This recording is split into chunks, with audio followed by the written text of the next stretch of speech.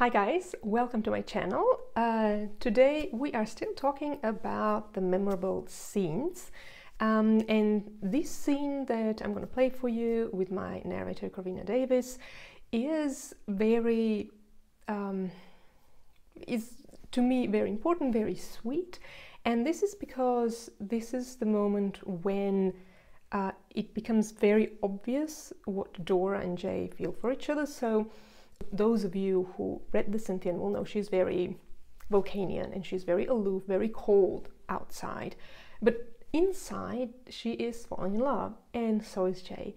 And this is the moment when everybody else figures out what's going on except the two of them. They are kind of a little bit blind. This is the scene that I very vividly saw before I even started the book, and it's also the scene that I wrote among the first ones, and I hope you will enjoy it.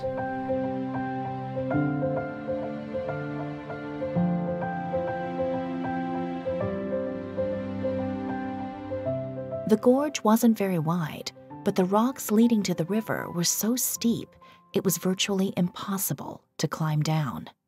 I swallowed involuntarily and then looked at Jay. He looked back and smiled. "We're not climbing down, don't worry." Then he looked upstream, shielding his eyes with his hand. "Do you see it?" asked Peter. "No, not yet." He was slowly scanning the other side of the river, and then he stopped. "There it is, I see it." "I don't," said Rick, frowning. "But look at the river's edge. Last time we marked it with red rope. On the tree. See it?" Yeah, I see it. Cool. I'm so looking forward to trying it out," said Rick, hopping from one leg to the other. "Let's go," Jay said, and started walking along the edge of the gorge. "Just be careful, everyone," he said, but looked at me. It only took us a few passes to reach the tree where the rope cable was attached, on this side of the river. "Are we sure it works?" asked Peter. "Yeah, I checked it," said Patrick. "Flynn and I did a perimeter check 2 weeks ago. Tried it out. Runs smoothly." "So, who's going first?" asked Jay, looking around. "I'll do it," said Patrick, stepping to the large tree a few IPs away from the edge. The thick metal cable was attached to a small mechanism on the tree, and it stretched over the river to the tree on the other side. On our side, the cable could be positioned higher or lower on the mechanism, making the attachment site either higher or lower than the cable attachment on the other side of the river. Patrick pulled a few small ropes on the mechanism to raise the cable higher. Then he reached down to his bag and took out a leather harness with a metal wheel and multiple belts. He hooked the wheel on the harness of the cable and sat in the leather sling while Jay checked all the bindings. "Peter, could you please have a look too?"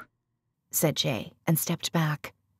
Rick, standing close to me, explained, "They always do double or triple checks with things like that." I nodded, not looking at Rick, my eyes fixed on the cable system. This just seems life-threatening. "Good to go," said Peter. Patrick swung away from the edge. There was a high zipping sound as he slid down the rope, shouting over the noise of the river rushing through the gorge. "Why is he shouting?" I asked out loud. "It's fun," answered Jay and smiled. Once we could see Patrick on the other side, Jay pulled the ropes of the mechanism to bring the cable attachment to the lowest position. "You want to go next?" he asked me. I shook my head. Jay tilted his head, looking at me. "Dora, why don't you?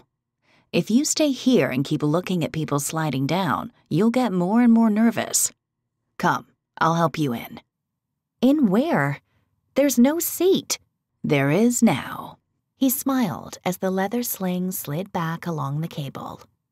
He knelt down with one knee and held the sling open for me. I came closer. "You need to put both feet here." He looked up at me. "I'll hold the sling." I lifted one foot and aimed for the gap in the leather seat, But I lost my balance and stood again on both feet. "Hold on to my shoulder," he said. "He wants me to touch him?" I stood still. "What?" he asked. "The IP, mate," said Peter. The IP. He nodded to Peter and then looked back at me. "Okay, can you just try and forget about the IP distance for a moment? Or 2. Or 3. He gave me an encouraging smile. "Okay," I said in a low voice as he positioned the sling again. I squeezed my jaw and very slowly put my palm on his shoulder. His shirt was thin, and I could feel his skin stretching over his shoulder muscles. His eyes then moved away from the sling and shifted up my body until he was looking at me in the eyes. I swallowed. My heart started racing. I could feel it in the veins of my neck. My legs all of a sudden became very weak, and once again, I felt this yearning somewhere deep inside me. What was that? I moved my hips slightly and voluntarily squeezed my pelvic muscles to release the pressure. He tensed his jaw muscles and swallowed, then lowered his gaze to the sling he held open for me. I put one foot in and then the other. Jay stood up, not looking me in the eyes. My hand was still on his shoulder. I somehow forgot to move it away. He arranged the harness so it reached my hips and tightened the band at the front. As he did that, he also pulled me closer to him, and then he looked at me and I looked at him. For a moment, time stood still, our eyes glued to each other's. My heart was beating wildly from him being so close, from feeling his skin under my palm through his thin shirt. I had the feeling that my stomach was filled with 1,000 bubbles, hundreds of them bursting at the same time. Little black dots started appearing at the edges of my vision, and I was afraid I would soon lose consciousness if we stayed close like this. "Guys, you're all cute, but we don't have all day," said Simon. We both dropped our gaze. Jay took a deep breath, and then he moved behind me to fasten one more strap. I looked down at my hand that had touched him, still dazzled by this tactile experience. How can the body have such an influence on the mind? I lifted my head, closed my eyes, and relaxed the tense muscles in my body. Jay moved around to my front again. "You're set," he said in a low voice. "Peter!" he turned and called with a stronger voice. "Could you please check the straps?" I opened my eyes just as Jay stepped back to give Peter space. Peter circled around me, touching and pulling a few straps to check the hold. "Aye, good to go," he said and moved away. Jay came closer and gave me the smile, the one I'd seen him do in my visions, the one no one else did quite like him. I wanted to sigh, but I refrained. "Are you ready?" he asked. I nodded. "I think so." "You don't need to hold on. The straps work fine, but you can hold them if it gives you comfort." I grabbed both straps attached to the cable and nodded. "It starts slow, but then picks up speed halfway down," he explained. "Don't worry about it. It will slow down again before you reach the other end." I nodded again and looked down the cliff one more time. "And you need to jump to get going." "Jump?" I repeated, disbelieving. "Yeah, jump. Would you like me to help you?" "Help?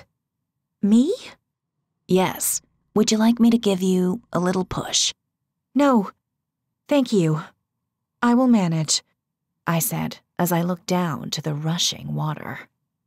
"And it doesn't help if you look down. Just look straight to the other side." "Yes," I said, half automatically. "Just straight." "You'll be fine," he said and smiled again. "See you on the other side." I attempted a smile, probably failing miserably. I looked to the other side where Patrick was waiting, and then jumped, the sling swinging into empty space.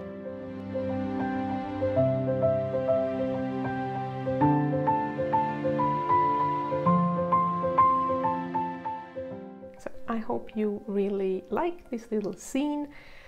If you are interested to hear more of the Senthien audiobook, you can get it, well, basically anywhere. So Findaway Voices, the distributor, is distributing everywhere, libraries, book retailers, and you can hear more of it. I hope you like this episode. Thanks very much for watching, and I will see you next time. Bye!